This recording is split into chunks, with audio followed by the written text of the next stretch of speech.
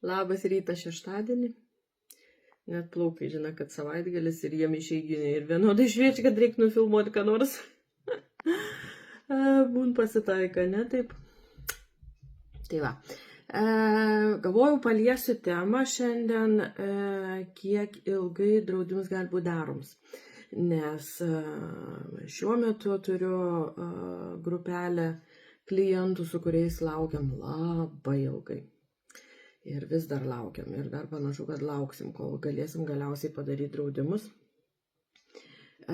Kodėl taip įvyksta? Kodėl viskas nepasidaro greitai? Ne? Aš kaip brokeris, draudimų specialistė, konsultantė, čia vadinti vardų belė kiek yra. Esu tik tarpininkė, aš paduodu visą informaciją draudimam apie klientą. Ne? Ir jeigu pas klientą yra ligų sąrašėlis, yra kažkokie neaiškumai, kas toliau vyksta? Draudim susisieks su poliklinika, ne?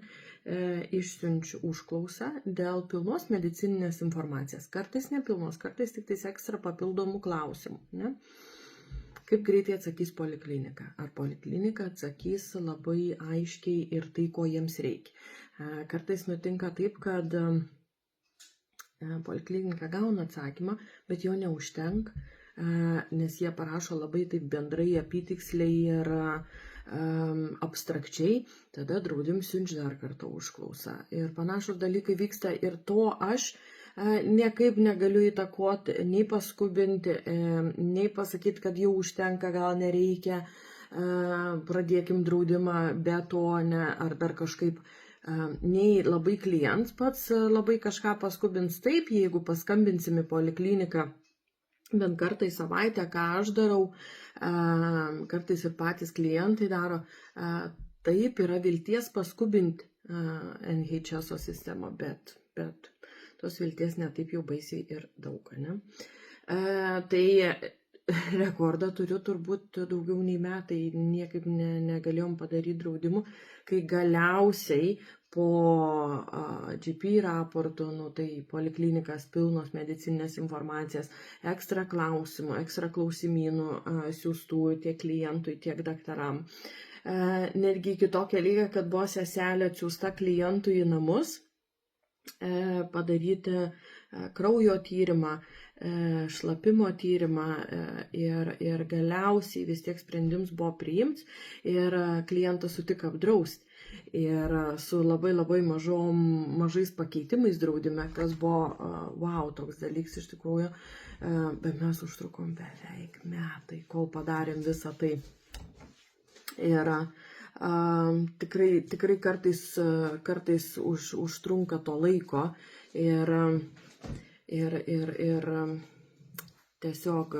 tiesiog jo reikia kartais. Ne? Labai gaila, kai negaliu staigiai čia ir dabar padaryti. Ne? Kitas dalykas, žiūrint, ką klientas pasako ir kas yra iš tikrųjų medicininėse duomenyse, ką vėlgi esu turėjusi. Ne? Klientas pasakė daugiau mažiau apytiksliai, kad kelios lygelės, nedidelės tenai, sakykime, truputį tik tais buvo pakeitimai, bet man viskas gerai jau.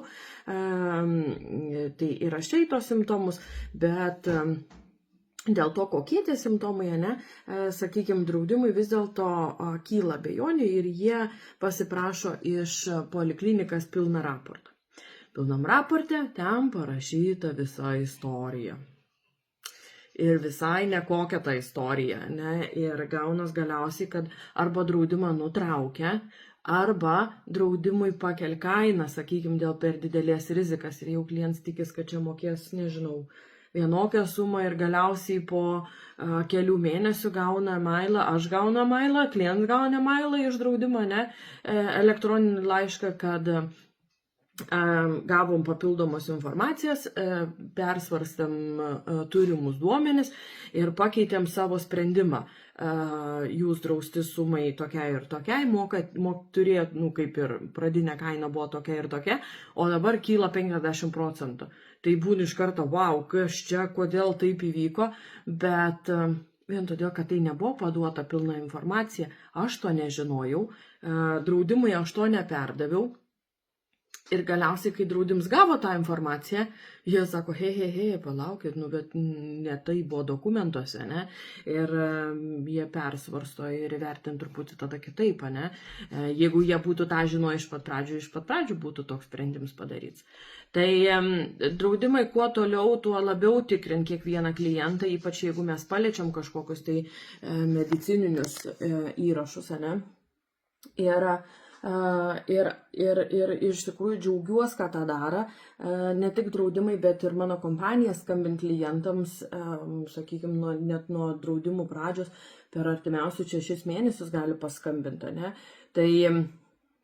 Tai vien tam, kad sutikrintų tą informaciją, kuri įrašyta dokumentuose ir ar ji tikrai atitinka realybę, ar nereikia nieko papildyti, ar tikrai viskas yra surašyta, ar visas ligas lygelės surašytas, ne tik ligas, bet simptomai, apsilankymai pas daktarus, testų darimai ir panašiai, ne? Nes paskui kleimo metu tai būna tragedija, kai klientas tikis gauti išmoką ir jos negaun, nes nebuvo gerai viskas padaryta, buvo nepilnai visa informacija paduota, ne? Tai tas labai labai svarbu ir būtent čia iš tikrųjų tas laiko tarpas, kaip greitai įsigalios draudimai. Kartais mes jį taip turim labai ilgą, labai. Ir aš suprantu klientų tokį tą pasipiktinimą, ne, kad niekas nevyksta. Vyksta. Ir daug kas vyksta, bet tik tais klientas to nemato. Aš tą žinau, bet aš to nematau, ne, kur draudim susirašiniai su poliklinika, kur, sakykime, draudime tai nėra vienas asmo, kuris dirb, tai yra atskiri departmentai, atskiri skyriai, ne, ir vienokie dokumentai pereina į vieną skyrių, kitokie dokumentai pereina į kitą skyrių dėl svarstymo, ne, ir panašiai. Kartais įsijungia net tam tikras specialias komandas, sudarytas grupės, sakykime, kad būtent padaryti teisingą sprendimą ir apdraus žmogų, neapdraus jį priimti kaip klientą ar ne, kokiom sąlygom, kokią kainą ir panašiai. Tai dideli dalykai, kurių mes nematom, nes nesam ten viduje, ne. Tai kartais iš tikrųjų tai noriu tik tiesiog palinkėti kantrybę savo ir jum ir visiems, kas bandot gauti draudimą, o lygų lygelių yra, arba kad ir atrodo jos nėra tokias labai baisias, didelės, bet poliklinikas įrašuose jie kažkaip kitaip yra užvadinti ir kartais tai labai stipriai stabdo. Bet galiausiai viską įsiaiškinus draudimą dažniausiai pavyks padaryti tik tais tiek, kad draudimai labai naršo visą tą informaciją pradžioj, kad paskui kleimo metu nebūtų kažkokių tai siurprizų arba nebūtų atsakymo, surikos mes negalim išmokėti jums kleimo, nes informacija netitinka jūsų, sakykime, medicininių įrašų, ne?